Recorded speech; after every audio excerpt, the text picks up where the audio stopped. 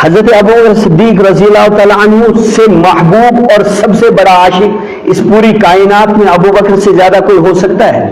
جب رحمت عالم صلی اللہ علیہ وسلم کو مکہ والوں نے تنگ کیا اور مدینہ کی طرف ہجرت کا حکم ہوا تو ساتھ میں سب سے پہلے حضرت ابو بکر صدیق رضی اللہ تعالیٰ عنہ کے گھر میں محمد عربی صلی اللہ علیہ وسلم جاتے ہیں۔ حضرت ابو بکر صدیق آپ کے ساتھ نکلتے ہیں غار سور، وہ جبل سور کے اوپر جو غار ہے جہاں پر جو حج اور عمرہ کرنے گئے ہوں گے اس پہاڑی پر چڑھے ہوں گے، 1400 سال پہلے کی میں بات کر رہا ہوں، اس وقت وہاں سے نکلے غار سور کی طرف،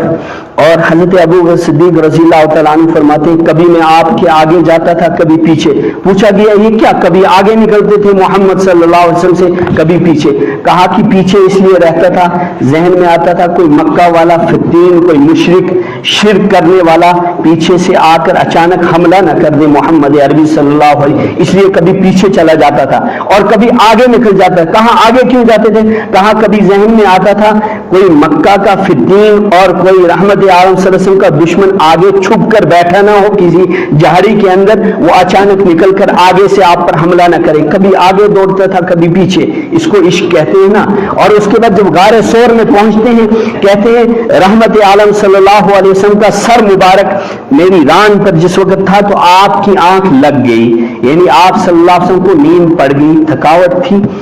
مرحلہ ایسا تھا۔ اچانک کہیں کہ اس غار کے اندر بہت سارے سوراخ تھے، جتنے ٹوٹے پھوٹے کپڑے کی جو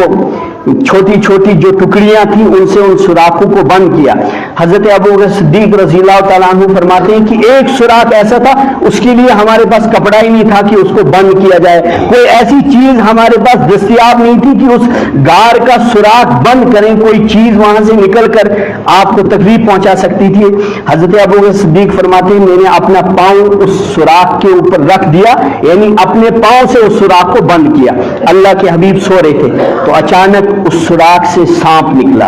تو حضرت ابو بکر صدیق رضی اللہ تعالیٰ عنہ کے پاؤں کو اس نے ڈس دیا، آپ کے پاؤں کو کاٹا۔ کہتے ہیں اتنا زہریلا سانپ تھا، اس زہر کا اثر ہوا لیکن میں نے اپنا پاؤں نہیں ہلایا۔ ان سے پوچھا کسی نے پاؤں کیوں نہیں ہلایا؟ فرمایا پاؤں اس لیے نہیں ہلایا، میں نے سارے وہ زہر اپنے جسم پر برداشت کیا لیکن میں نے اس کو پسند نہیں فرمایا کہ میں اپنا پاؤں ہلاؤں اور محمد عربی صلی اللہ علیہ وسلم کی آنکھ کھل جائے، آپ کی نیند میں خلل سے بچنے کے لیے یہ سب کچھ میں نے اپنے لیے کیا۔